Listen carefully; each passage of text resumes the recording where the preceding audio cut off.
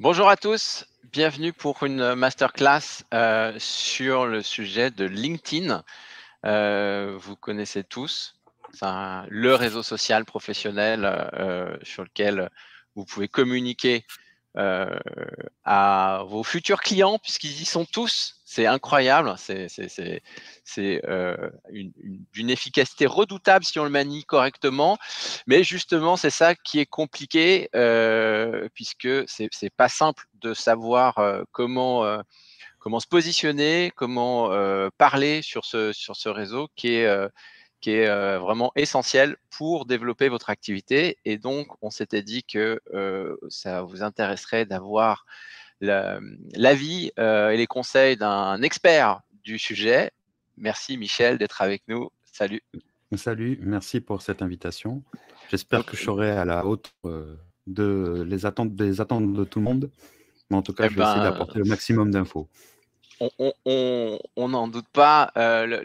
Michel est un top voice de LinkedIn, qui est une récompense rare qui distingue les personnes les plus influentes sur ce réseau. Et donc, il va pouvoir vous en parler de première main. Hein. C'est pas un observateur, c'est un acteur du sujet. Et je vous propose, comme d'habitude, de ne pas hésiter à poser vos questions et à qu'on examine vos cas personnels, si vous en avez, sur ce sujet au cours de la présentation. Michel, je te laisse la parole pour que tu puisses te présenter et puis démarrer le sujet de comment les pros de l'immobilier peuvent se servir au mieux de LinkedIn. Allez, super. Bonjour à toutes et à tous. Je vois que vous êtes déjà nombreux à participer à ce live. Alors moi, avant de commencer, je vais me présenter. Je suis Michel Coury, je suis gérant d'un pressing sur la ville de Montpellier. Et il y a un an, j'ai décidé par hasard d'arriver sur LinkedIn et de porter de l'aide parce que j'ai une expérience humanitaire dans ma vie. Et je me suis dit comment je pourrais apporter de l'aide à toutes les personnes qui ont un projet professionnel. Et je l'ai fait sous forme de publications, vidéos, photos, et aussi du texte. Voilà. Et je n'y connaissais absolument rien en réseaux sociaux, et notamment LinkedIn, qui est un des réseaux pour moi le plus dur pour pouvoir se lancer, parce que on a toujours l'impression qu'il faut être institutionnel pour pouvoir publier, pour pouvoir proposer quelque chose. Alors, Juste oui, pour souligner ce point, hein, c'est quand même, enfin vous l'avez noté, c'est pas du tout commun. Hein, on parle pas de quelqu'un qui a fait 20 ans dans le marketing, qui a traîné dans les réseaux sociaux depuis qu'ils sont arrivés, ou qui a déjà une position institutionnelle, comme tu disais Michel, très importante de par sa fonction. Non, en fait, enfin je dirais quelqu'un comme vous et moi, normal, qui s'intéresse au sujet, et tu vas nous dire comment, et qui arrive de manière assez spectaculaire. Donc c'est ça qui est vraiment incroyable dans ce que va témoigner Michel. alors, donc du coup, j'ai commencé en avril 2021 à oser publier sur ce réseau, et j'avais une grande facilité par rapport à d'autres. C'est que quand je suis arrivé, je n'avais pas spécialement envie de vendre quelque chose ou de gagner de l'argent avec ce réseau. Donc du coup, j'étais beaucoup plus libre, et j'ai toujours été authentique. Et ça a toujours été mes valeurs dès le départ. Ça veut dire que là, je suis en live avec vous, avec les pros de l'immobilier, et en fond, vous entendez la machine à laver de mon pressing. Je ne Alors, on cache l'entend pas. pas. Hein. Vous l'entendez pas? Ah bah Non. super. Ah bah alors mon micro, il est puissant. Donc du coup, dès le départ, en fait, j'ai commencé à parler de mes expériences. J'ai beaucoup de réussites dans ma vie, mais j'ai aussi beaucoup d'échecs. Et j'ai voulu partager mes échecs avec mes abonnés, et parler en réalité de ce que j'ai vécu et comment j'ai réussi à m'en sortir, pour tout simplement les gens qui me suivent se disent on va pas faire les mêmes erreurs que lui, et si on les a faites, on peut s'en sortir. Et ça a commencé comme ça, avec dans un premier temps les chercheurs d'emploi, ensuite avec les chefs d'entreprise, et à partir de décembre 2021, mon compte il a décollé. Je suis passé de 0 à 100 000 abonnés en 6 mois. Ce qui est rarement, enfin, je crois que ça n'était jamais arrivé sur LinkedIn, en tout cas en France. Moi, ça Parce m'est qu'aux pas encore États-Unis. arrivé, donc j'espère que tu vas pouvoir m'aider. Alors, et c'est là que tout m'est tombé dessus. je vais vous donner un exemple. Bah, j'ai eu le Top Voice en janvier 2022, donc une super distinction qui permet de valoriser le travail qu'on effectuait sur ce réseau. Et ensuite, j'ai été des fois deuxième, troisième influenceur de France sur LinkedIn, que sur Favicon. C'est une entreprise qui permet à qui fait des classements sur les réseaux des influenceurs. Alors, c'est super gratifiant, mais vous allez me dire, vous qui êtes des pros et surtout des pros de l'immobilier, est-ce que tout ça, ça ramène de l'argent? Alors, oui et non. Quand on commence sur les réseaux, il faut rien vendre. Ce qu'il faut, c'est se vendre vous. Parce que c'est terminé, cette mentalité de faire de la publicité sur les réseaux, sur un produit ou un service, parce que les gens en voient trop. Et c'est surtout qu'ils veulent quelque chose de plus humain. Du coup, moi, pour prendre mon exemple, quand j'ai commencé, je n'avais rien à vendre. Et aujourd'hui, avec cette évolution sur le réseau, ben, on m'a proposé énormément de choses. Ça veut dire que je suis pas allé chercher les choses, ce sont les choses qui sont venues à moi. J'ai eu à peu près, sans exagérer, 300 offres d'emploi pour travailler dans la com, pour travailler dans les RH, pour travailler dans plein de choses, même directeur de magasin. J'ai eu à peu près 300 offres d'emploi. Ensuite, j'ai eu des propositions payantes pour faire des posts, vous savez, rémunérés, comme on pourrait voir sur Instagram ou sur d'autres réseaux. J'ai eu toutes ces choses qui sont tombées sur moi. Mais j'ai refusé toutes les offres d'emploi parce que j'en ai pas besoin puisque j'ai déjà mon travail et mon pressing. Mais ce qui m'a apporté la chose la plus importante que m'a apporté ce réseau, c'est de m'assurer que plus jamais je serai au chômage. Et ça, ben, je crois que de nos jours, c'est ce qu'il y a de plus important. J'ai une vision du réseau qui n'est pas dans le court terme, mais dans le long terme. Aujourd'hui, une maison d'édition m'a contacté, enfin pas aujourd'hui, il y a un mois, pour écrire un livre sur mon parcours. Je fais des conférences, je fais des lives, je fais plein de choses. Donc, je suis sorti de mon cadre du pressing pour pouvoir apporter autre chose. Et quand j'ai des professionnels qui ont besoin de gagner de l'argent par rapport à ce réseau, je leur dis toujours, et c'est là où on va travailler sur ce projet-là dans ce live. J'ai des professionnels qui veulent tout de suite de l'argent, qui veulent un retour tout de suite. C'est impossible sur les réseaux sociaux. D'abord, le premier travail, c'est de travailler sur son personal branding. Ça veut dire sa marque personnelle. Vous êtes des pros de l'immobilier, vous êtes beaucoup. Malheureusement, vous êtes énormément sur ce réseau. Mais tout le monde, j'ai l'impression, fait la même chose. Souvent, il y a des personnes qui partagent des maisons à vendre. Il y a des gestionnaires de patrimoine qui vont essayer de montrer qu'ils sont plus forts que les autres ou moins forts en partageant des choses. Mais moi, ce que je voudrais vous amener, en fait, c'est qui êtes-vous, vous, déjà dans un premier temps. Faire en sorte de ne pas chercher à avoir de l'argent ou des abonnés, mais vous créer une communauté pour tout simplement marquer les esprits. Et quand une personne aura besoin un jour d'un des services que vous proposez, elle sera obligée de penser à vous. Et c'est ça, tout le concept du personal branding. Mathieu, ça te va? Ouais, quand tu dis, donc tu es en train de dire qu'il faut arriver à montrer ce que l'on est sur le réseau, mais ça c'est un peu vague en fait. C'est-à-dire, on est plein de choses différentes. On est quelqu'un dans sa vie professionnelle déjà, et on est quelqu'un d'autre dans sa vie personnelle. Est-ce que tu es en train de dire qu'il faut montrer ce qu'on est dans sa vie personnelle, c'est-à-dire voilà, ses goûts, c'est quoi Alors, exactement, comment ça se traduit alors Mathieu, ça, montrer ce qu'on est? moi par exemple, si on prend mon exemple, quand on me voit dans des conférences ou quand on me voit en vrai, en réalité, quand on passe du virtuel au côté humain, les gens me disent, il n'y a pas de différence. Donc, ce que je propose sur les réseaux n'a aucune différence avec ce que je suis moi réellement. Alors, je ne dis pas qu'il faut parler de sa vie personnelle, montrer ses enfants, son chien, son chat, si on a des idées politiques ou ce genre de choses. Moi, je veux juste que, par exemple, si on prend ton cas, Mathieu, moi, je veux connaître Mathieu. Ça veut dire, c'est qui Mathieu dans son travail? C'est pas juste son produit ou son service. Je veux voir Mathieu, comment il réagit comment il fait pour vendre, comment il fait pour réunir, quel état d'esprit il a. Et c'est ce genre de choses-là que je veux voir. Je veux connaître d'abord Mathieu avant de connaître son produit. Et sur les réseaux, notamment sur LinkedIn, c'est indispensable. Alors, comment le faire? C'est pas compliqué. De temps en temps, il faut parler de vos contraintes. Par exemple, moi, si je dois parler d'une de mes contraintes, c'est quand je crée une publication, par exemple, des fois, je n'ai pas d'inspiration. Alors, je vais travailler sur le pourquoi, le comment, et qu'est-ce qui fait que je n'ai pas d'inspiration. Est-ce que c'est parce que je n'ai pas le temps, parce que je dois aller chercher mes enfants à l'école, ou est-ce que la charge de mon travail, de mon pressing? Donc, je vais mettre de l'émotion dans ce que je fais. Alors, attends, quitte pas 2 secondes.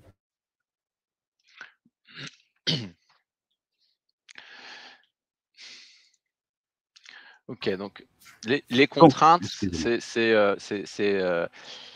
ok, ça peut être effectivement une ouverture sur. Ça peut rester dans le monde, l'univers professionnel, mais ça peut aussi déborder sur ton univers plus personnel. Quand tu parles des enfants, j'ai pas le temps, il faut que j'aille chercher mes enfants, j'ai pas le temps, je me suis engueulé avec mon conjoint. Toi, tu dis, il faut ouvrir vers ça. Oui, il faut ouvrir vers ça, parce que on a besoin d'authenticité, de sincérité.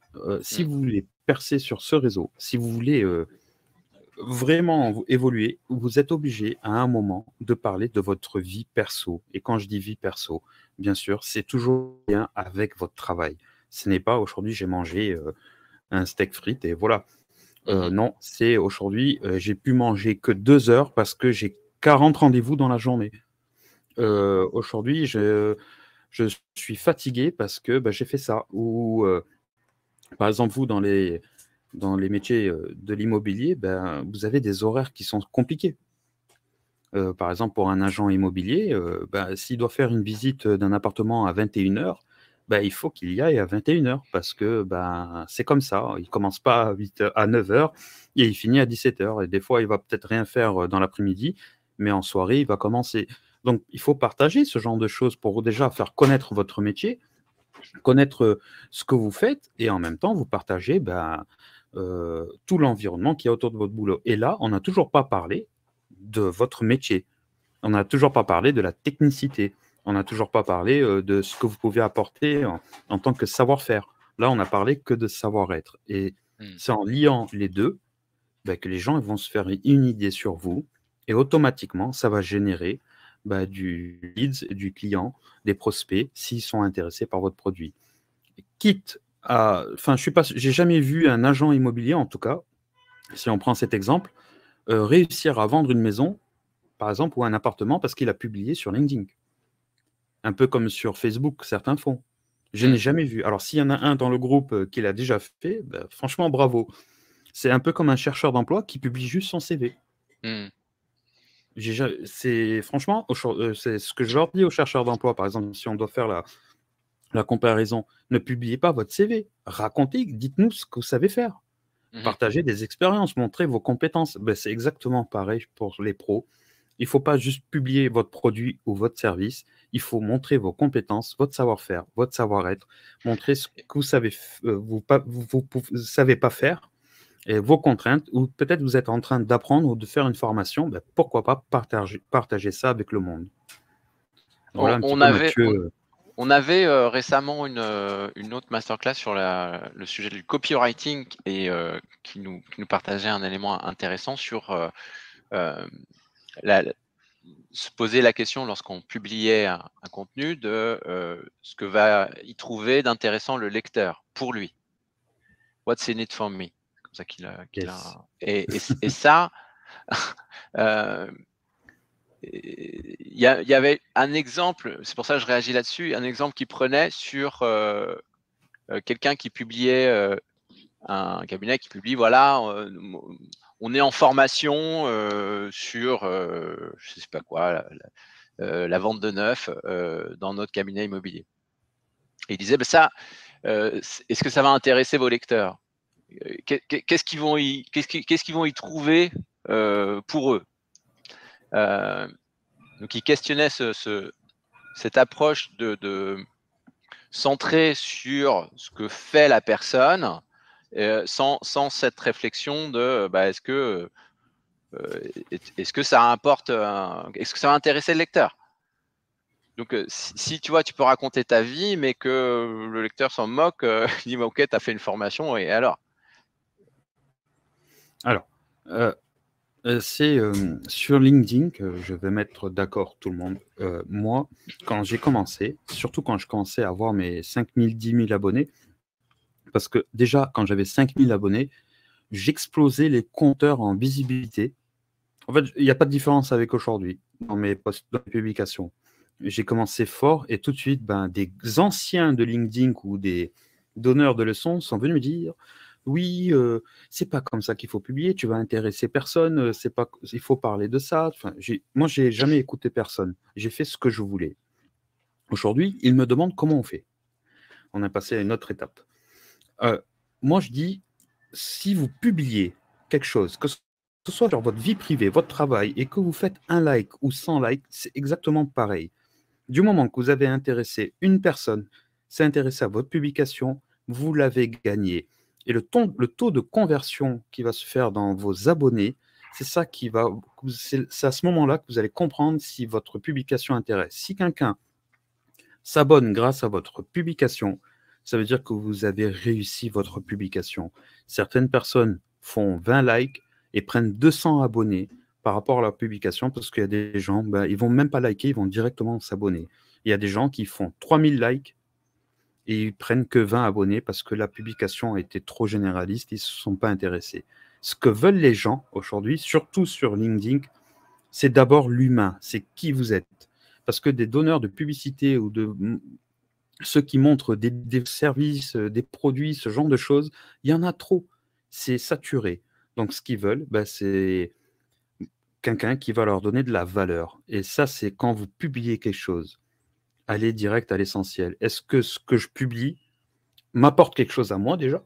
Parce qu'il faut être égoïste. Est-ce que ça me plaît ce que je fais? Parce qu'il ne faut pas que ce soit une contrainte. Ça, c'est la première chose. Et la deuxième chose, c'est est-ce que ce que je publie va apporter quelque chose à une personne? Et ça, c'est est-ce que je donne de la valeur? Mais ça, en réalité, vous ne pouvez pas le savoir.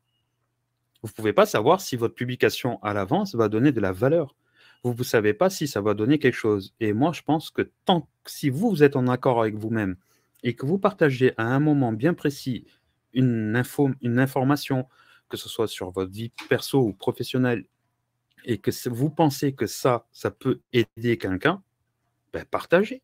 Et c'est là où vous allez attirer des gens ou peut-être ne pas attirer des gens. Mais on ne peut pas arriver tout de suite et se dire « Ah, ça, c'est ce qu'il faut publier ». C'est au bout de 4-5 mois que vous allez comprendre en fait ce que votre communauté, parce qu'il faut créer sa communauté déjà dans un premier temps. Moi, ma communauté, je sais ce qu'elle aime. Je sais ce qu'elle a besoin comme information. Donc, des fois, je publie pour elle, mais des fois, je publie pour moi. Ça veut dire, aujourd'hui, ok, vous aimez que je vous parle d'optimiser et tout, mais aujourd'hui, je vais faire un coup de gueule sur le salaire. Ça n'a absolument rien à voir. Je ne suis pas du tout optimiste parce que je fais un coup de gueule, mais voilà, je sors de mon cadre. Et vous, ça doit être exactement pareil. Si vous pensez que votre information que vous allez donner va aider au moins une personne, publiez, osez. Et n'écoutez pas, n'ayez pas peur de ce que les gens peuvent penser. Il y a Christophe qui s'interroge sur le risque lorsqu'on partage par exemple des éléments sur son succès ou ce qu'on réussit bien, ce qu'on sait faire, d'apparaître comme prétentieux. C'est ce qui. Alors, oui, comment Christophe, tu il a places le tout à curseur? fait raison. Alors, il y a une différence. Christophe, je ne sais pas ce qu'il fait comme travail, s'il peut nous le dire, que je prenne un exemple. Allez, Christophe, dis-nous. Il est en train de nous le dire. Ah.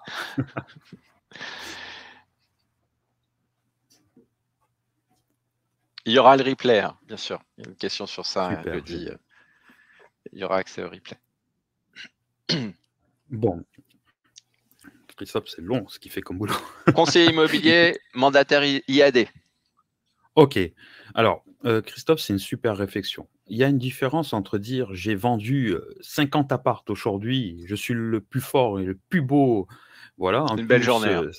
voilà, en plus, tu vois, il y a des, enfin, je critique pas, hein, mais alors sur LinkedIn pas trop, mais sur Facebook, on a l'impression que c'est le truc de fou que si tu signes avec eux, tu vas devenir le meilleur agent commercial, etc. Alors c'est très bien, mais moi je pense qu'il y a une différence entre dire qu'on est le plus fort dans ce métier et dire comment on fait son métier. J'ai vendu 50 apparts, mais voilà comment j'ai fait. J'ai eu ça comme contrainte. J'ai tous les jours travaillé de 8h à 21h.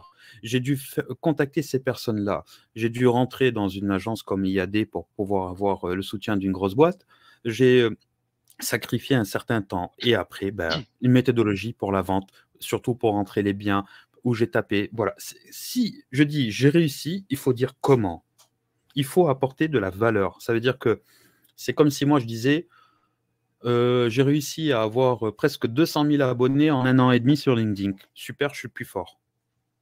Les gens ils vont dire oui, il est prétentieux. Mais si derrière, je dis bon, je vais faire des lives, je vais vous dire comment j'ai fait, je suis complètement transparent avec ça, voilà l'algorithme, comment ça se passe, et ce genre de choses, ben là, j'apporte de la valeur. Et c'est ça, en fait, le prétentieux, c'est quand on dit juste ce qu'on a fait, sans dire derrière ben, comment, pourquoi, quelles contraintes, quel avantage, et même pourquoi pas des salaires. Je vois des gens sur LinkedIn, par exemple, qui partagent carrément leur chiffre d'affaires.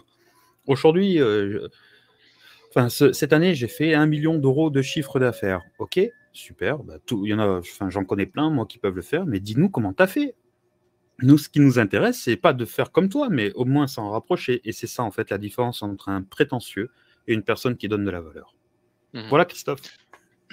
Donc, ok. Donc, expliquer comment, c'est hyper important. Et il faut accepter de se révéler en quelque sorte hein, dans les posts qu'on fait.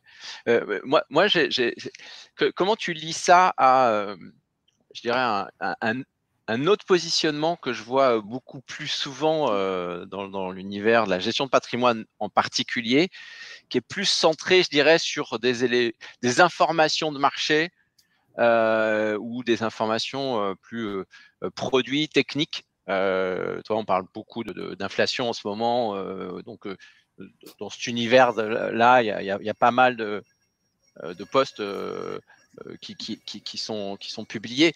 Est-ce que toi, tu te dis ça, ça sert à rien, ça marche pas, ou faut le faire d'une manière particulière? Qu'est-ce que tu en as à en dire Alors, là-dessus? on va parler d'un gestionnaire de patrimoine. Déjà, il rentre dans les métiers que j'appelle que les gens, ils ont déjà un a priori avant même que la personne ait commencé à parler. Pourquoi? Parce qu'on dirait un assureur, on dirait ce genre de personne où en fait on a toujours cette impression que s'il vient nous voir, c'est pour nous faire signer quelque chose. Ce qui est vrai en réalité. Hein. Voilà.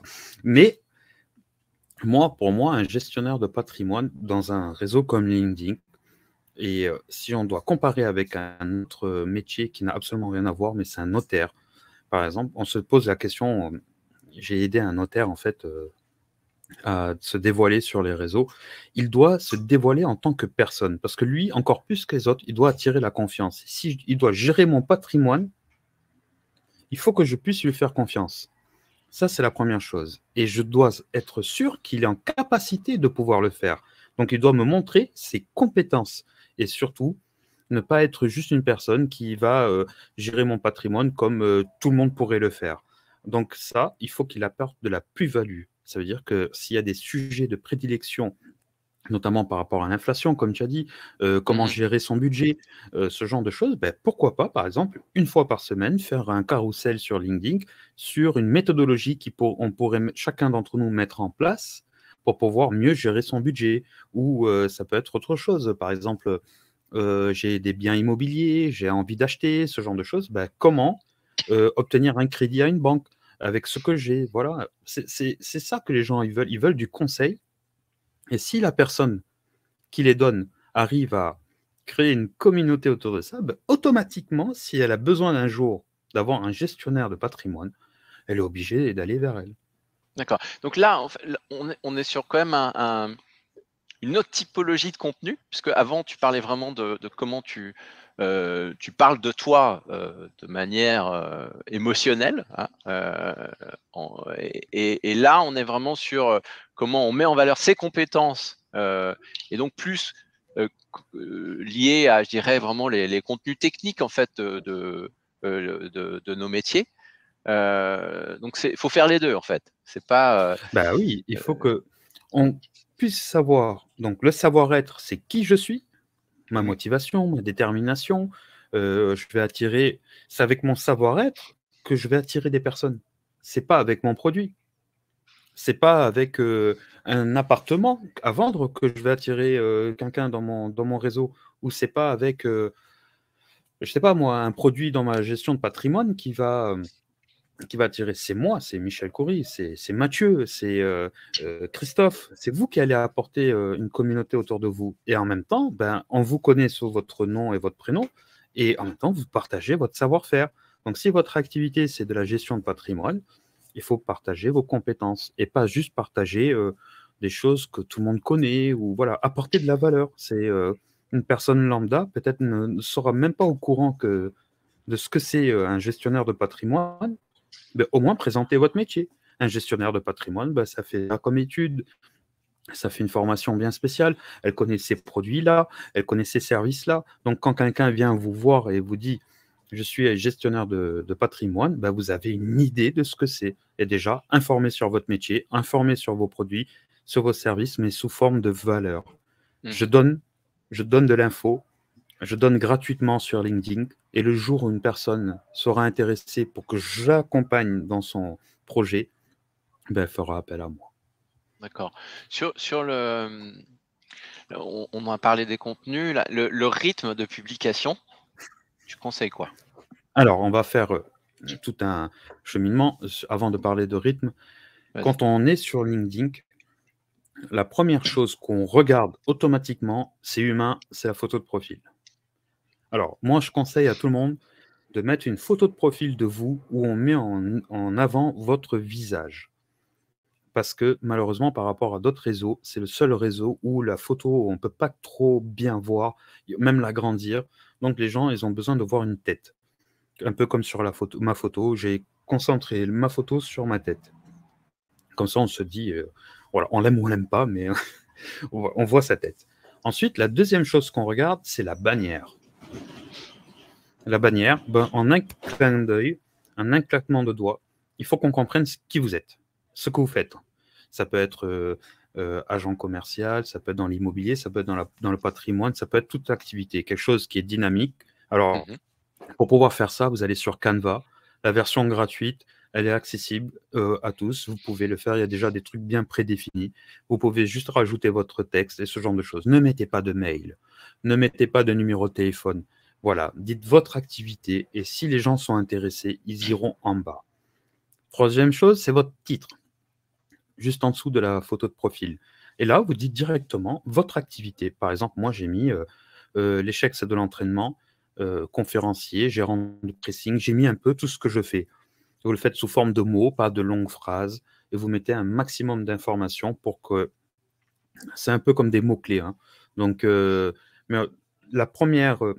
le premier mot, c'est ce qu'il y a de plus important parce que quand vous allez publier, on va le voir en dessous de votre nom. Par exemple, pour un agent co, ça pourrait être je vous vends vos maisons ou ce genre de choses, quoi. Voilà, ça c'est Donc en fait, c'est pas tellement notre fonction, ce que tu dis. Hein, par exemple, moi j'ai mis fondateur chez Gridkey, quoi. Donc tu dis que c'est nul parce que ça explique rien sur ce que je fais. Mais il faut plutôt, c'est plutôt un slogan presque marketing que tu imagines là. Ah ben oui, complètement, parce que les gens en fait, juste après, ils vont voir en dessous de ce titre, ils vont voir ce que tu fais. Ils vont voir fondateur de telle chose ou CEO, tu peux le faire apparaître. Et après, s'ils sont vraiment intéressés, ils vont redescendre encore dans le profil.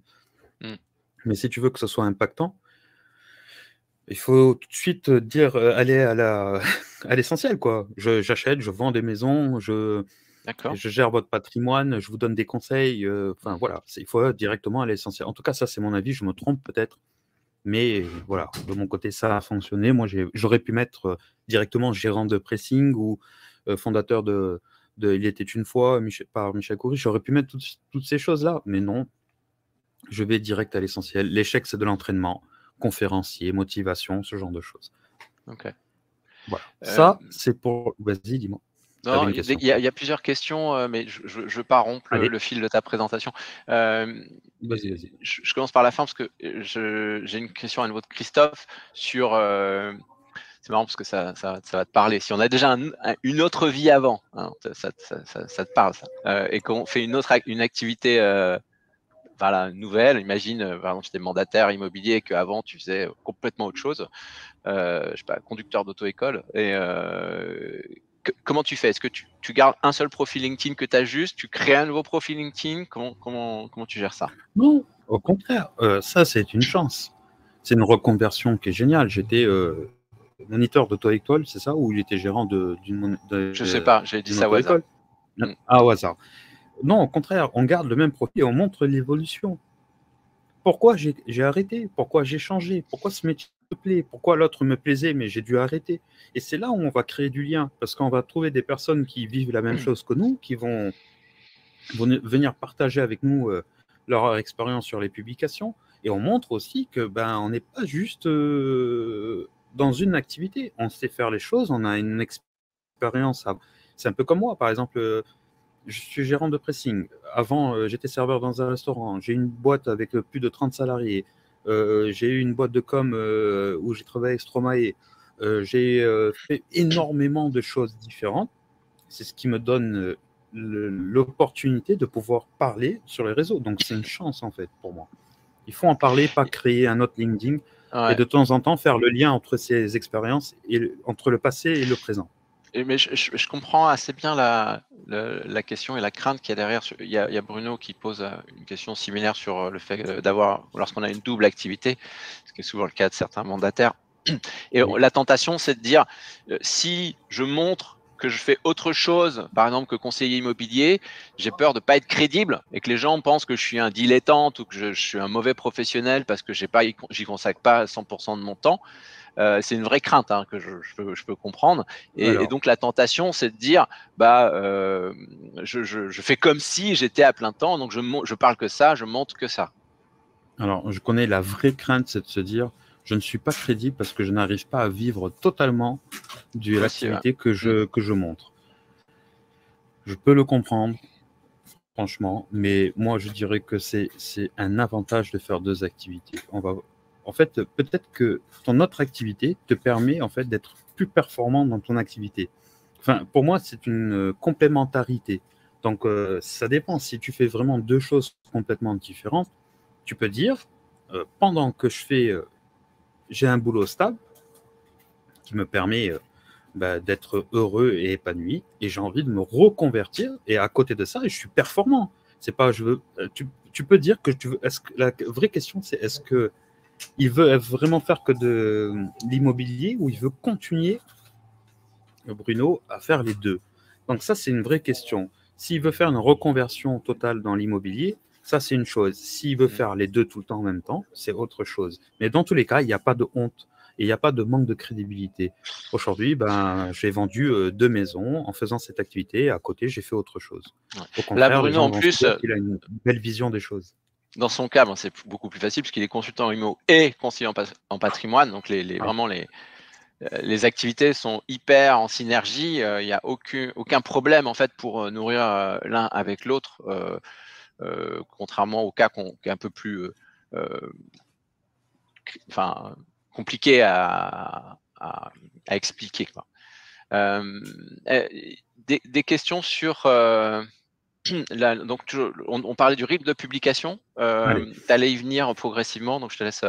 Alors, donc on a fini avec le profil basique en haut de votre profil, et après on va arriver sur la description.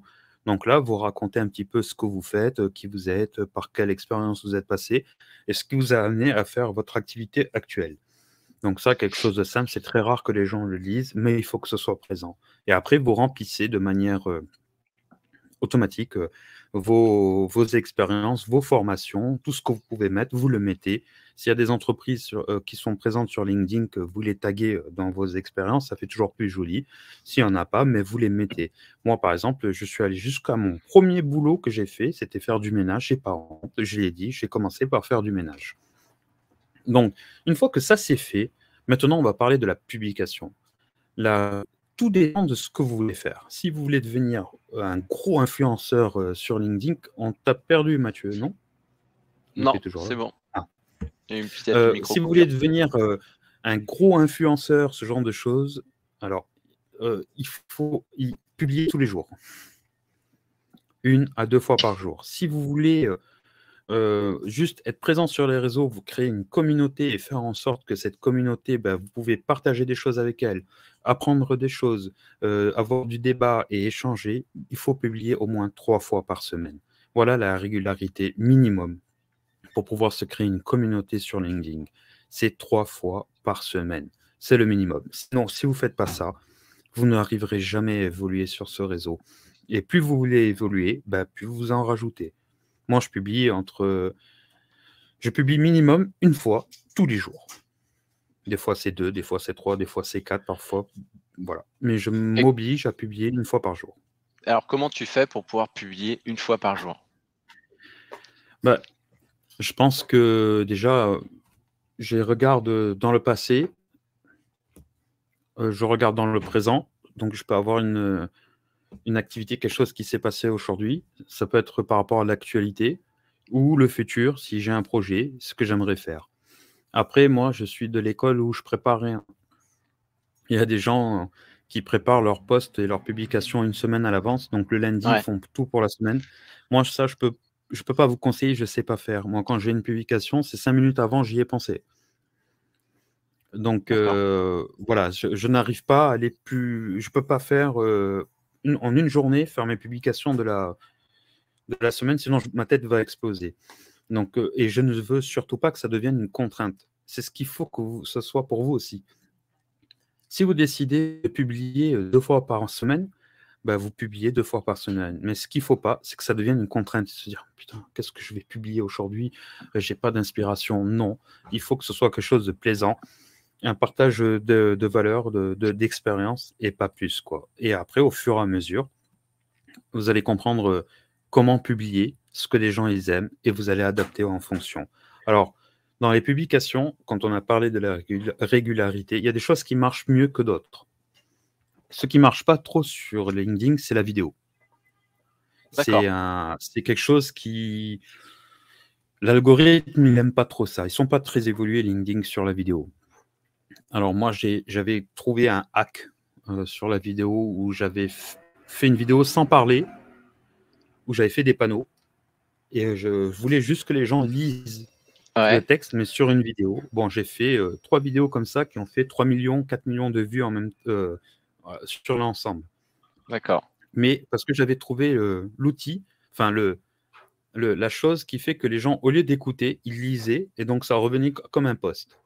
Mais moi-même, avec par exemple 180 000 abonnés, une très belle visibilité, quand je fais une vidéo aujourd'hui sur LinkedIn, elle ne marche pas autant que si je l'avais fait en photo ou en publication en texte. Donc, pour les novices, à éviter, mais on peut se dire 1 fois par semaine, on fait une vidéo pour présenter quelque chose. Même si ça ne marche pas, tant pis, on l'aura fait. Parce que ce qui est bien dans la vidéo, c'est qu'on vous entend et on met...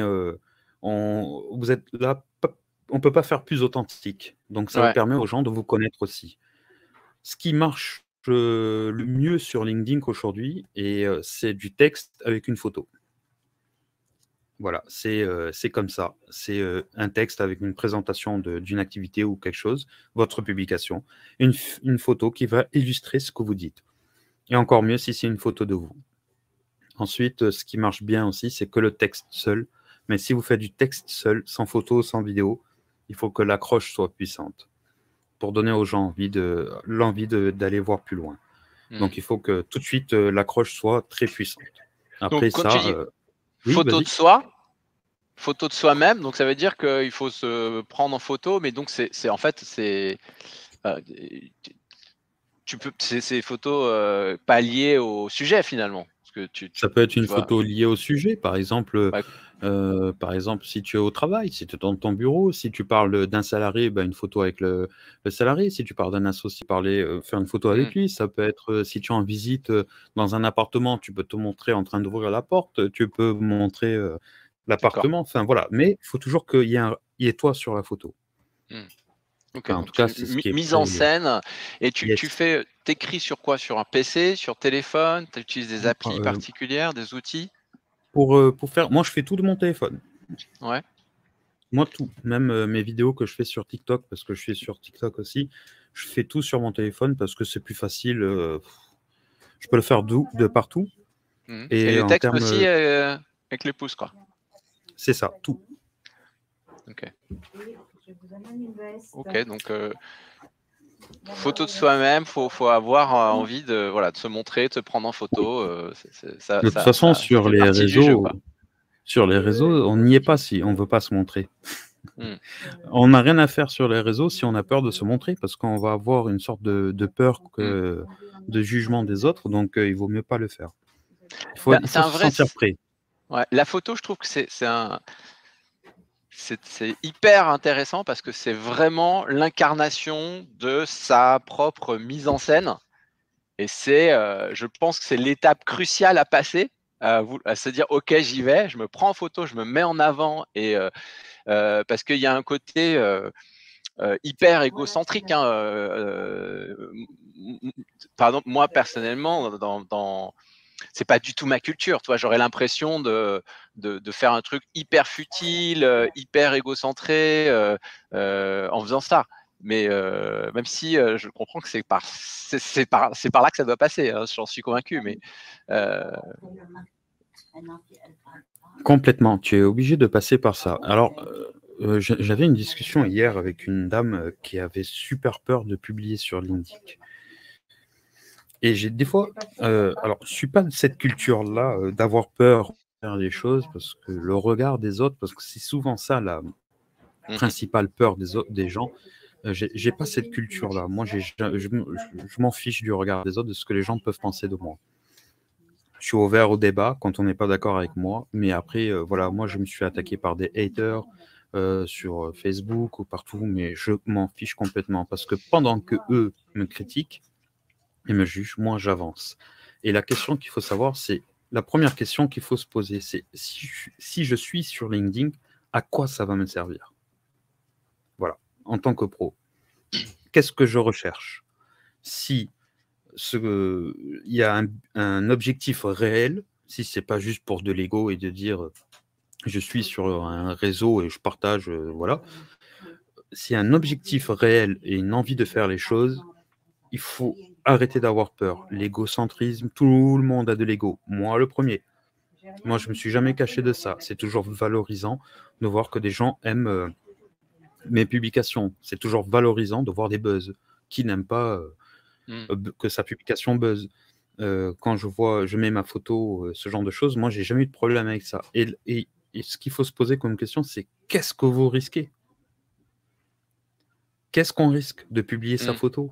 De toute façon, votre photo, elle est déjà présente sur sûrement sur d'autres réseaux. Donc, autant publier une photo qui est en lien avec votre travail. Vous professionnalisez votre réseau social. Qu'est-ce qu'on oui sur les Facebook ou les Instagram, qui deviennent de plus en plus pros d'ailleurs. Il ne faut pas négliger. Oui, on voit des gens qui se mettent en photo en train de danser, ce genre de choses, mais ils ont raison. Chacun est libre de faire ce qu'il veut. Et vous, il faut vous mettre en scène, il faut qu'on voit ce qui vous êtes, parce que si votre objectif, c'est d'attirer du client et de générer un chiffre d'affaires, si vous ne montrez pas votre tête, les gens n'iront pas vous voir. Je reviens un moment sur les contenus, parce que dans notre discussion, tu parlais à un moment d'opinion politique, par exemple, où on pourrait imaginer toutes sortes d'autres sujets, si on parle football en ce moment au Qatar, qui peuvent être très très rapidement très clivants. Est-ce que pour toi, c'est des sujets qu'il vaut mieux éviter, où on y va et potentiellement on va se retrouver dans des débats extrêmement violents rapidement? Alors, tout dépend de ce qu'on recherche. Je ne sais pas si vous connaissez Michael Aguilar, Oui. qui est un des pionniers de la conférence en France. Et il avait fait une vidéo où il parlait de l'effet pistache et l'effet vanille chocolat. Sur les réseaux, Okay. On est dans l'univers des... vous avez des gens qui sont plutôt vanille chocolat. Ça veut dire que tout le monde aime. Donc, par exemple, il y a des influenceurs qui sont vanille chocolat, tout le monde les aime. Mais il y en a, ils sont pistache. La pistache, c'est où tu l'aimes pas. Il n'y a pas de juste milieu. Et ça, okay. C'est un choix à faire. Si tu veux être pistache, c'est ton problème. Mais en tout cas, si on t'aime, on va t'aimer pour de vrai. Et si on ne t'aime pas, on va vraiment pas t'aimer. Par contre, si tu es vanille chocolat, ben, tout le monde t'aime, c'est beau, c'est joyeux. Alors, là, pour répondre à ta question, j'ai fait de temps en temps des coups de gueule politiques, on va appeler ça. J'ai fait une publication sur le SMIC, où j'avais parlé je disais en fait, voilà le SMIC, voilà ce qui reste à la fin du mois après toutes les charges. Cette vidéo a fait plus de 50 millions de vues sur tous les réseaux confondus. Ouais. J'ai eu plus de 40 000 commentaires haineux. Mais pas spécialement contre moi, entre eux, tu vois. Moi, pour accentuer le truc, j'ai fait une vidéo pour parler de ces commentaires haineux en fonction de ça. La vidéo a fait 20 millions de vues. Et je m'attire, ce que si je crois que la Coupe du Monde, c'est pas quelque chose de bien, je le dis. Je le dis. Et s'il y a des gens qui sont pas d'accord, tant pis pour eux. Mais on peut débattre. Voilà, s'il n'y a pas de manque de respect, moi je dis allez au débat. Si quelqu'un n'est pas d'accord avec vous sur un post, une publication, allez au débat, demandez-lui pourquoi. Et mettez-vous d'accord sur un désaccord. Et si cette personne, vous arrivez à la convaincre, alors là, vous avez tout gagné. Parce que c'est ça, en réalité, le plus important. C'est quand il y a des gens qui ne sont pas d'accord, de les convaincre ou de vous partager vos idées. Et après, à vie, cette personne va faire partie de votre communauté parce qu'elle va venir. Et quand elle est d'accord, par contre, là, elle ne vous le dira pas. Ça, c'est comme ça, c'est humain. Juste un point là-dessus qui me semble intéressant, parce qu'on parle de ce sujet-là, par exemple, Coupe du Monde Qatar, restons là-dessus. Moi, je suis un professionnel de l'immobilier, je fournis des plateformes aux professionnels de l'immobilier pour qu'ils fassent bien leur travail. Est-ce que je peux parler du Qatar? Ça n'a rien à voir avec mon métier, ou est-ce que ça va brouiller mon message? Tu vois, quelle est la limite? Quels sont les sujets qui sont pertinents? En fait, tout dépend de... Si tu veux publier pour publier, c'est pas bien. Mais par contre, tu peux dire, moi, je me casse le cul, pardon du terme, tous les jours pour adopter une image environnementale et faire en sorte de respecter la planète. Quand je travaille, je suis en France, je galère à faire ça et tout. Et eux, en un claquement de doigts, ils remettent tout ça en question, en fait. Et tout ça pour de l'argent. Tu vois, là, tu as un rapport. Tu vois, tout dépend. Si c'est juste dire, je ne suis pas d'accord avec cette coupe parce qu'il y a eu des morts et qu'il y a eu ça, oui, pourquoi pas. Mais c'est vrai que par rapport à toi... Donc, il faut que tu le lies à ton travail, quoi. Si il tu faut parles d'un sujet d'actualité... Pas spécialement qu'au travail, mais il faut que tu arrives à donner le lien avec ce que tu penses, en fait. Pourquoi vraiment cette Coupe du Monde t'embête, par exemple? Pourquoi? Pas juste faire comme tout le monde en disant problème d'écologie. Mais ce que je veux dire, c'est que ça peut être pour le coup un autre exemple. Imagine, ce qui n'est pas le cas, que je sois vegan. Je suis vegan, ça n'a rien à voir avec l'immobilier, on n'est même plus dans le durable, sur la construction, machin. Je suis vegan. Et tout à coup, je me mets à faire des posts en disant, regardez, c'est honteux la manière dont on tue les animaux dans les abattoirs actuellement. Alors, tout dépend. Rappelle-toi au début quand je disais, il faut que tu montes ton savoir-être et ton savoir-faire. De temps en temps, tu peux lâcher quelque chose qui n'a absolument rien à voir avec ton travail pour qu'on puisse te connaître un peu mieux. Si tu veux dire que tu es vegan, tu peux le dire. Mais je suis persuadé que sur les réseaux, il ne faut pas être négatif. Si tu veux combattre ta cause, il faut que tu attires les gens en disant « c'est possible d'être vegan ».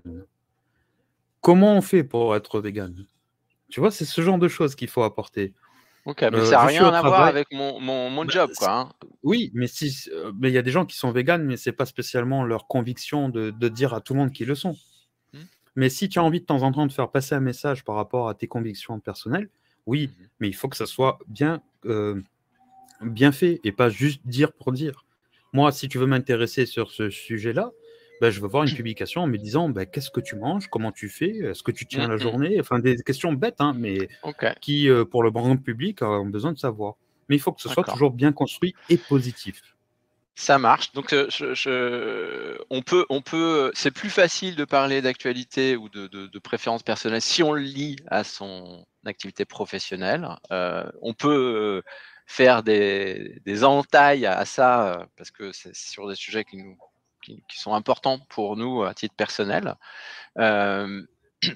Et en termes de contenu, donc 1 à 2 fois par jour si on veut devenir un influenceur aussi doué que 2 fois toi. par jour.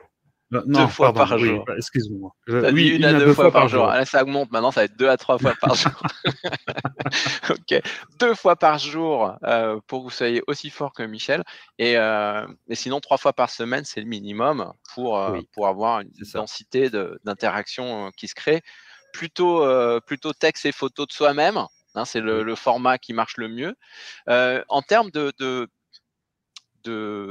d'interaction ou est-ce que il suffit de publier et si je fais rien d'autre, ça va marcher ou est-ce que en plus, il faut que je tag des gens, que j'aille poster des commentaires à droite à gauche, il faut que je réponde systématiquement aux commentaires. Est-ce qu'il y a d'autres choses qu'il faut faire ou pas?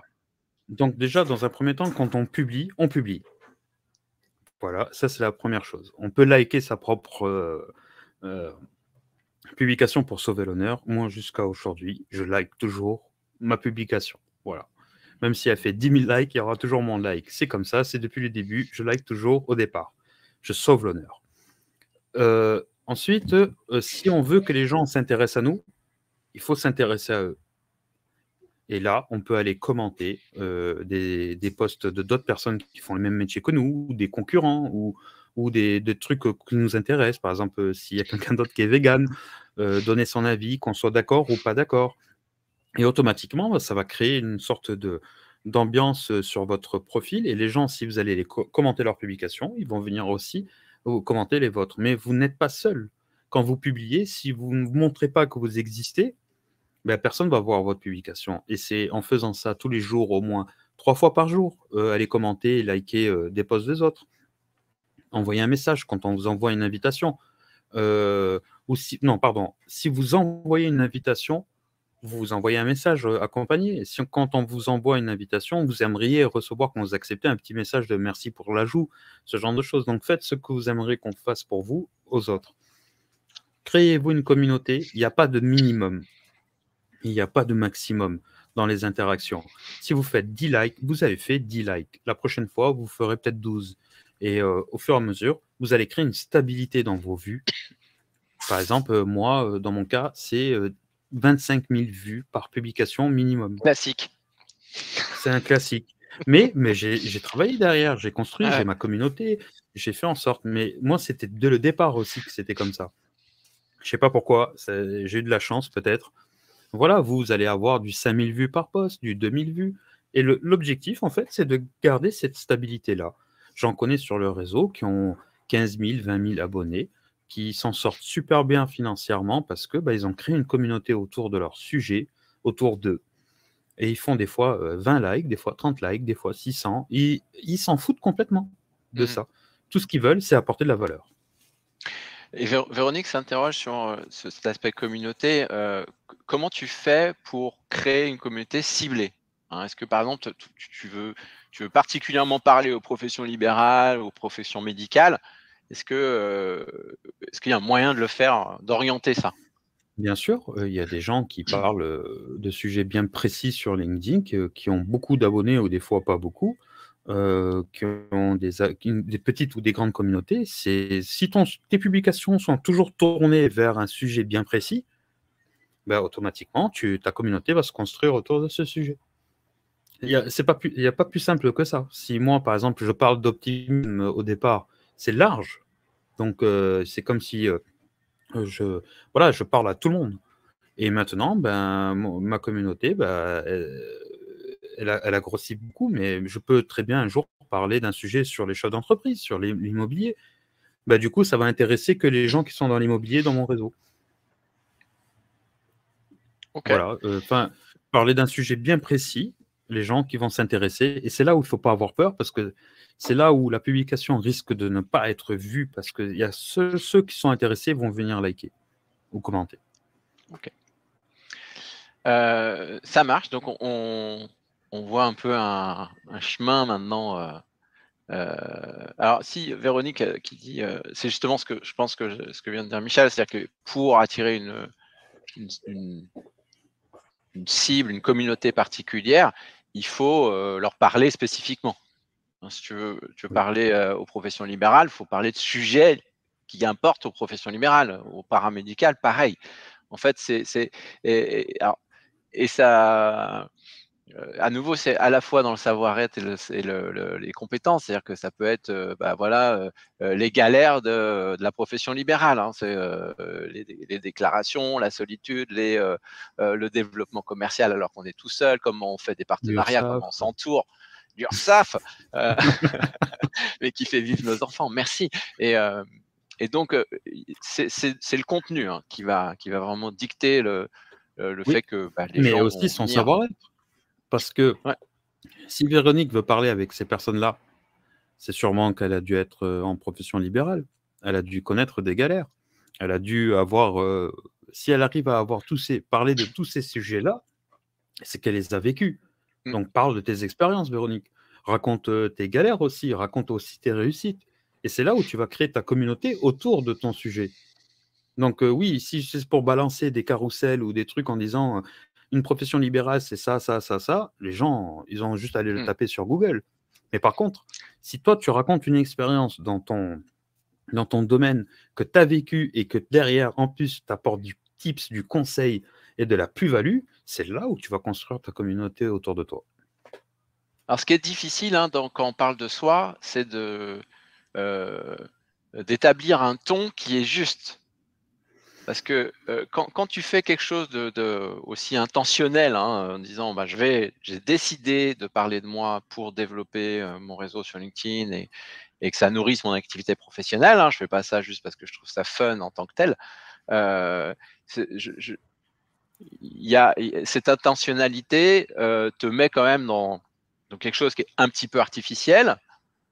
Et tout l'enjeu, c'est d'arriver à transformer ça en quelque chose qui reste authentique et qui va pas être un peu bizarre dans ce que tu publies. Ce que tu dis là, tu as totalement raison. Tu as dit un mot qui est super important, c'est authentique. Raconte ce que tu veux raconter de la manière la plus simple, donc la manière dont tu la penses en fait.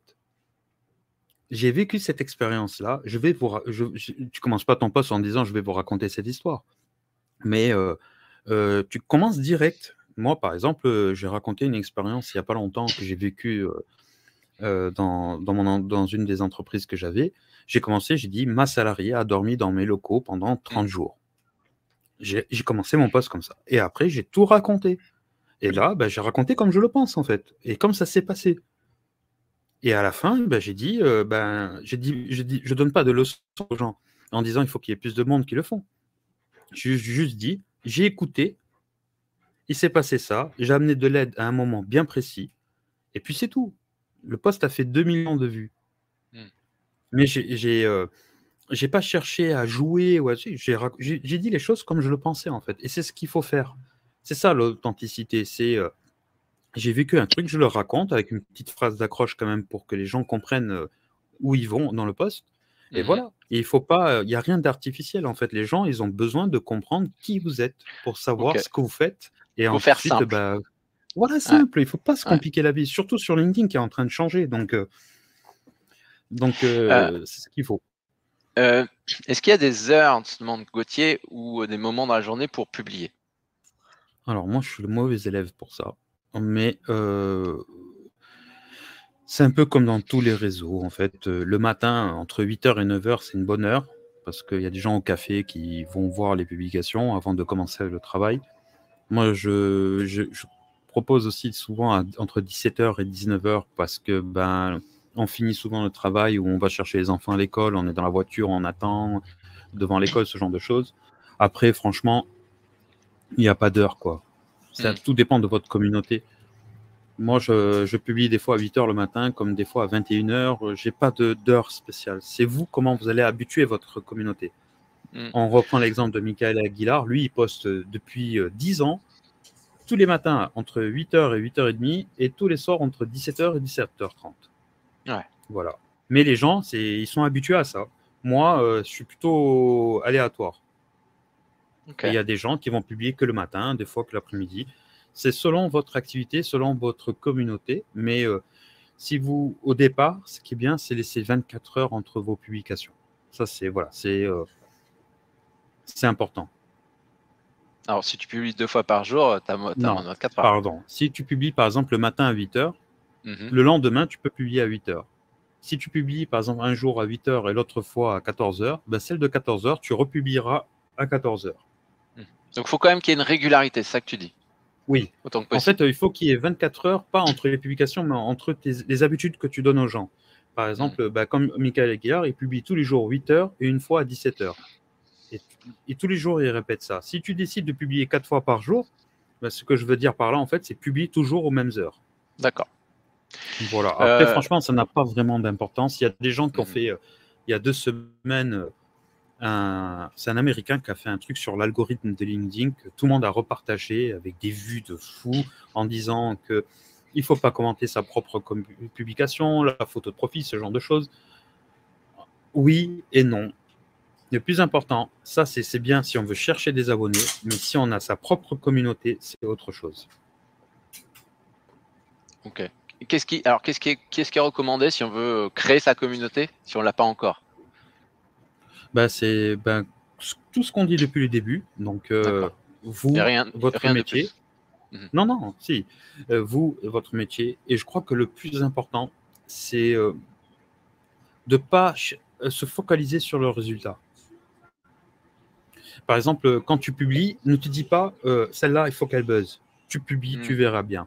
Si tu veux gagner de l'argent ou avoir des clients, tu ne peux pas mesurer, en fait, quand est-ce que ça va se faire. Tu peux dire dans 1 mois, je vais avoir des clients grâce à LinkedIn.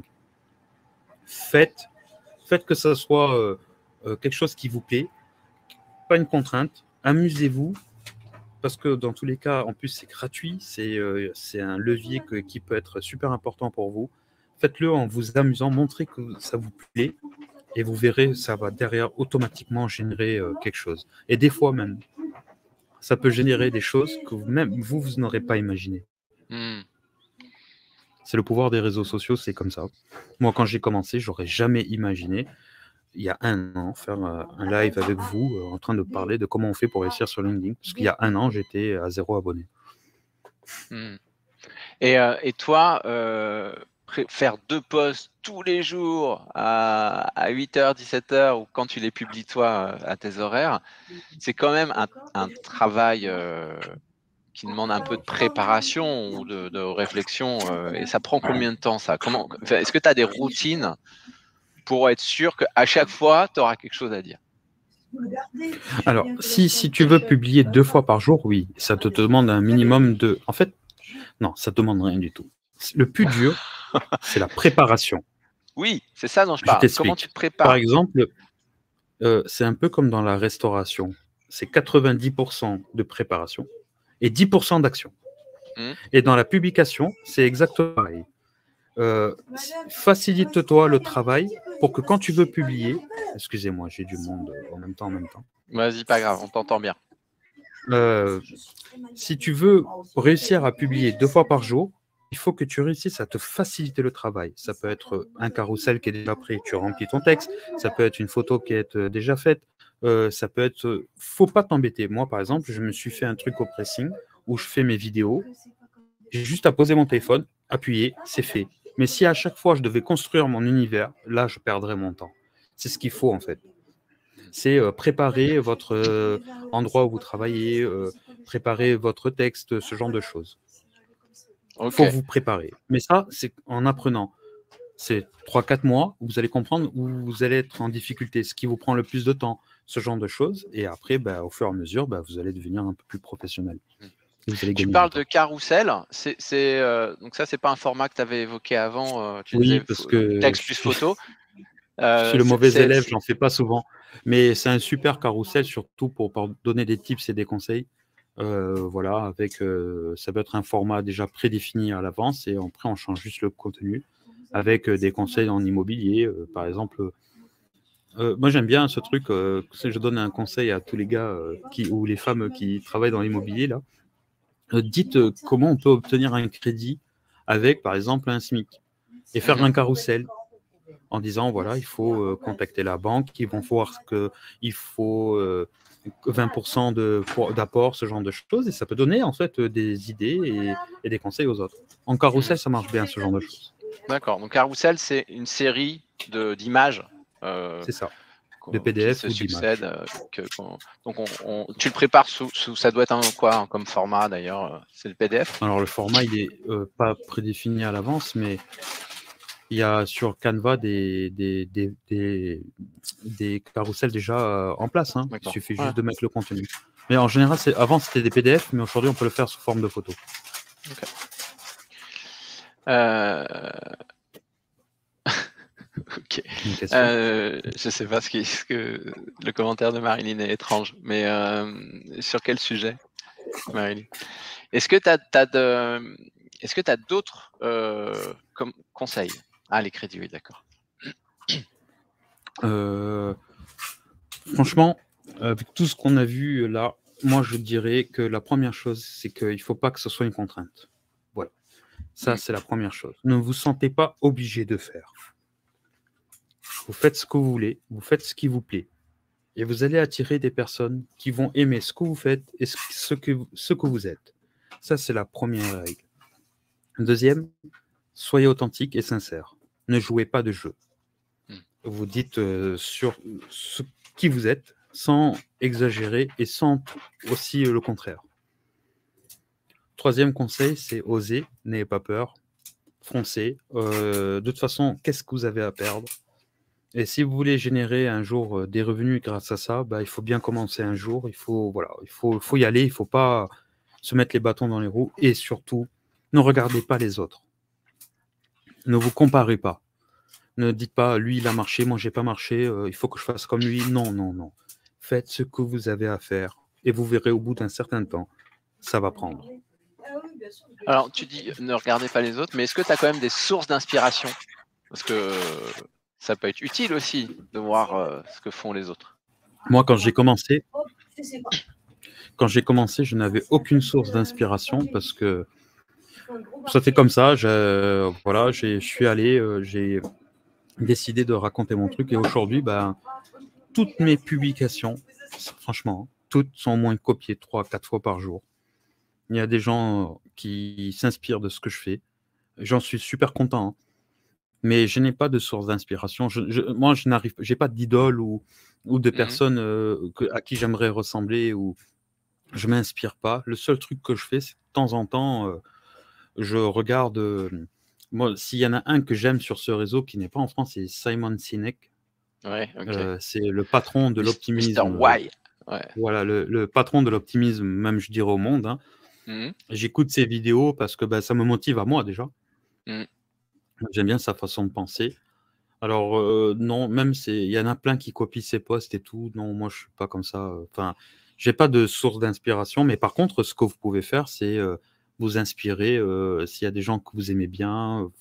Alors, entre l'inspiration et les faire pareil, c'est compliqué. Donc oui, vous pouvez bien sûr vous inspirer, mais mettez votre touche à vous, en tout cas. D'accord. Tu as des outils que tu utilises? Alors, moi, pour la partie technique, le texte, c'est directement sur LinkedIn. Si vous vous mettez à faire de la vidéo, vous faites avec votre téléphone. Petit conseil pour la vidéo, le plus important, c'est le son. Voilà, un bon son vaut mieux que la mauvaise image. D'accord. Et si vous voulez avoir une bonne image, pas comme mon image d'aujourd'hui, ça c'est un problème de connexion, c'est la lumière. Donc, si vous arrivez à lier les deux, vous pouvez faire des choses très sympas avec un iPhone déjà, hein, ou un Samsung. Donc, pas besoin de se compliquer la vie. Et si vous voulez faire vos montages, vous passez par CapCut.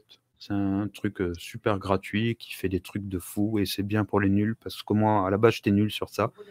Et maintenant, je suis devenu un professionnel. D'accord. Et tu dis, c'est important de monter sa vidéo ou on peut faire de la vidéo oui, brute? il faut monter sa vidéo. Il faut monter sa Quand vidéo. je dis monter sa vidéo, ça veut dire que la vidéo doit commencer quand vous parlez. Elle doit s'arrêter quand vous finissez de parler. Des fois, vous pouvez rajouter de la musique. Il y a des trucs libres de droit que sur ces. Voilà, faites un petit peu de. Rajoutez un petit peu votre touche, quoi. La musique, vous choisissez des musiques instru que vous aimez bien. Voilà, moi j'adore les musiques hip-hop, les instrus. Donc souvent dans mes vidéos, j'en mets en fond et ça montre un peu ma personnalité, ce que j'aime, quoi. D'accord. C'est CapCut. CapCut. Yes. Hein, c'est des partenaires à TikTok et franchement, tout le monde utilise ça maintenant. C'est génial. Ensuite, pour tout ce qui est montage graphique, photo de profil, ce genre de choses, il y a Canva. La version gratuite, franchement, fait énormément de choses. D'ailleurs, moi, j'utilise que la version gratuite. Et vous pouvez faire tout ce que vous voulez, ça passera. Ok. Donc, c'est juste ça. Donc, direct sur LinkedIn pour le texte. Oui. Après, voilà, si chacun il a ses outils, il y a des gens qui utilisent pour faire les fautes d'orthographe. Moi, j'utilise Google parce que je suis quelqu'un qui fait beaucoup de fautes. Donc, bon, maintenant, depuis que j'écris sur LinkedIn, j'en fais plus presque. Ça m'a obligé, ça m'a fait réviser. À faire attention à force, franchement, c'est une bonne nouvelle grâce à LinkedIn. Et voilà, vous vérifiez. Après, vous faites une faute, hein, c'est pas la fin du monde. Hein. Tu mesures comment les résultats? C'est quoi les indicateurs clés que tu regardes sur tes posts, sur l'efficacité des posts? Il n'y a pas de secret. Quand on commence, il faut voir le nombre d'impressions, donc de vues. Ensuite, vous avez les likes, après les commentaires. Le plus important, c'est le commentaire.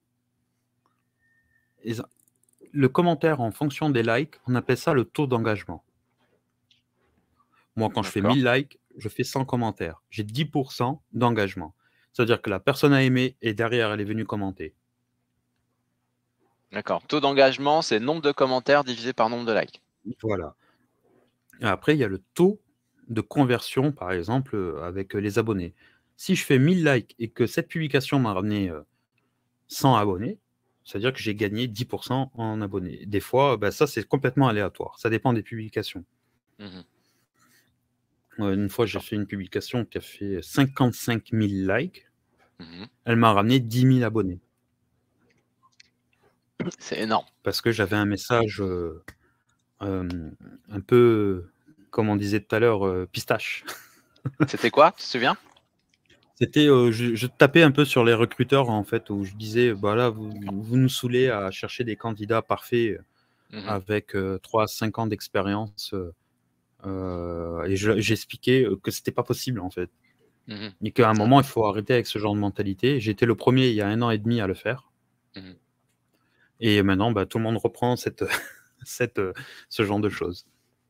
Tu vois le nombre d'abonnés, en fait, tu vois pas le nombre d'abonnés liés à une publication, mais tu le vois que tu as publié et tu observes une augmentation. C'est pas sur le post lui-même que tu vois le nombre d'abonnés, c'est que tu regardes si ça bouge. Quoi. Par exemple, moi, des fois, je publie et au bout d'un moment, à la première heure, en fait, c'est là où tout se joue. C'est là où il faut répondre à vos commentaires. Hein. Si vous publiez quelque chose, à la première heure, vous répondez à tous les commentaires des gens qui vous ont lâché un commentaire. C'est là où on voit la progression du post. Et après, on va voir si, par exemple, vous faites 100 likes à la première heure, il se peut que les 3-4 heures qui suivent, vous allez faire 100 likes par heure. Et après, le post peut retomber, comme il peut remonter. Et au bout d'un moment, par exemple, avant-hier, un post qui a 5000 likes, là, avec 217 000 vues. Ce post-là, je sais que c'est lui qui m'a ramené 400 abonnés hier. Dans la nuit et tout. Et en plus, plus vous allez publier, plus vous allez garder une sorte de stabilité dans la prise d'abonnés. D'accord. Donc la régularité est hyper importante. Ah c'est sûr. Ok. Faut s'engager dans le chemin, quoi. Hein. Faut pas le lâcher. Oui, il faut y aller. Si on a un objectif bien précis, hein, si on veut y aller, et si ça nous plaît. Tu as des Et questions? t'invites des gens à te suivre ou pas? Ou c'est Jamais. non. Et Moi, t'acceptes jamais tout le monde? demandé. Oui. T'acceptes toujours tout le monde. Ok. Alors, Romain s'interroge sur l'utilité d'avoir une page pro en plus de la page perso. Ou est-ce qu'il faut faire les deux? Une seule? Franchement, concentrez-vous sur votre page perso. C'est ça qui vous amènera à la réussite. La page pro, en général, c'est pour crédibiliser votre dire ou votre expérience ou ce genre de choses. Mais franchement, une page pro sur LinkedIn, c'est pas ce qu'il y a de plus beau. D'ailleurs, on voit des entreprises comme L'Oréal qui ont des trucs avec 1 million d'abonnés. Quand ils postent sur leur page pro, ils ont 30 likes. Ouais, donc ça, Une visibilité. Et ça fait deux combats différents, en fait. Est-ce que vous avez des dernières questions? On va boucler. Donc, allez-y. Si y a un sujet, une question qui vous intéresse, c'est le moment pour qu'on puisse y répondre et vous donner quelques petits derniers conseils sur tout ça. Pardon. Alors, Shaima propose un truc assez iconoclaste. Qu'est-ce que tu penses du fait d'acheter des followers? Parle d'Instagram.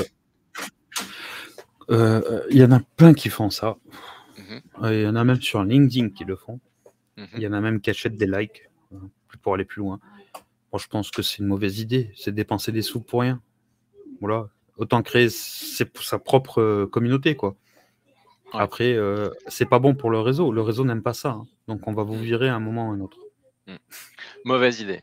Mauvaise idée. It's not good. Est-ce que tu est-ce que tu transfères des publications de LinkedIn vers les autres réseaux ou est-ce qu'à chaque fois tu publies de manière complètement dissociée? Alors ça, c'est ma grande question de ce moment que je travaille depuis 1 mois. Moi, j'aimerais faire une publication que je peux publier sur tous les réseaux en même temps. Ouais. Mais c'est impossible. Donc du coup, en général, je fais de l'écrit sur LinkedIn. Je retranscris cet écrit en vidéo que je poste sur TikTok. Et je retranscris exactement la même chose en photo que je vais poser sur Instagram.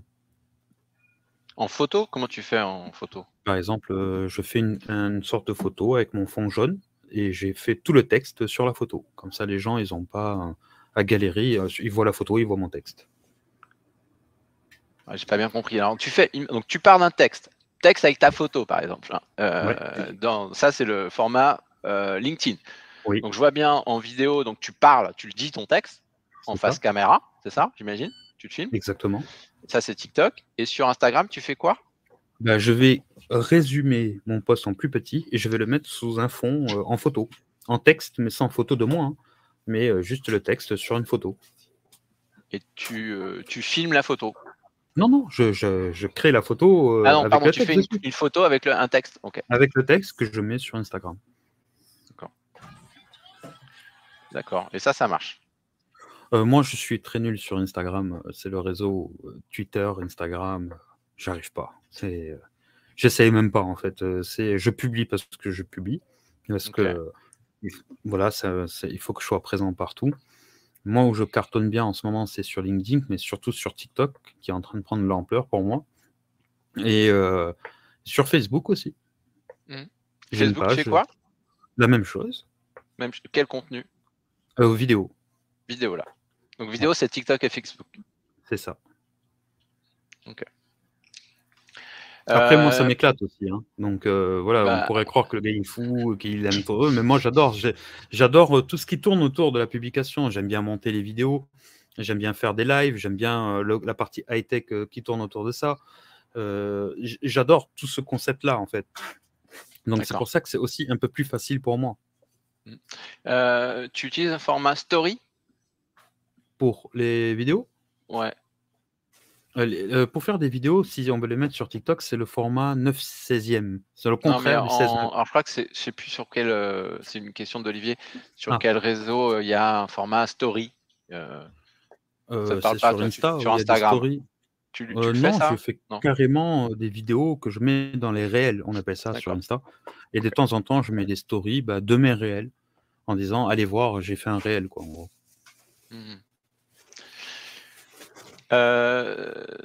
Ça marche. Alors, On prend peut-être une dernière question. Oui. La communication, elle est tout le temps publiée en live. Hein, enfin, tu publies quand tu publies, en fait. J'ai pas bien compris la question de Jean-Luc, mais est-ce que tu fais des lives? Ah, alors ça, c'est peut-être ça que tu as derrière la tête. Est-ce que sur les réseaux, tu fais parfois des lives, comme on est en train de faire là maintenant? Oui, j'en fais, des fois, j'en fais tout seul où je raconte un peu la même chose que ce que je vous raconte là. Des fois, je fais des lives avec des invités ou voilà, un métier inconnu ou un métier connu, une personnalité ou des gens, tout le monde. J'aime bien présenter des gens qui sont humains, moi, en fait. Après, on voit le reste. Je fais créer mon podcast. Je suis en train de le créer. Je vais avoir plein d'invités aussi. Oui, je fais plein de choses différentes. Moi, voilà, il faut toujours que ça bouge. Super. Michel, merci. C'était hyper riche. C'est un peu dérangeant parce que c'est pas facile d'appliquer tous ces conseils. Hein. Je pense que vous allez pouvoir y réfléchir chacun si vous sentez d'aller sur ce chemin très personnel. Hein. Mais ce qui est sûr, c'est que c'est hyper efficace. Bon, là, j'ai pas de doute. Il faut juste se dire, est-ce que vous allez tenir la distance? Est-ce que ça vous plaît, hein? C'est ce que tu disais, hein, il faut que ça vous plaise. Il faut que vous ayez envie. Si vous faites quelque chose qui vous gêne et qui est un boulet pour vous, ça marchera pas. C'est trop d'efforts, trop de désagréments. Mais si c'est pas le cas, ça va cartonner, c'est sûr, puisque c'est la bonne méthode. Donc, merci beaucoup de l'avoir détaillé avec nous. Normal. Et merci à toi pour l'invitation. Au revoir tout le monde. Salut, à bientôt.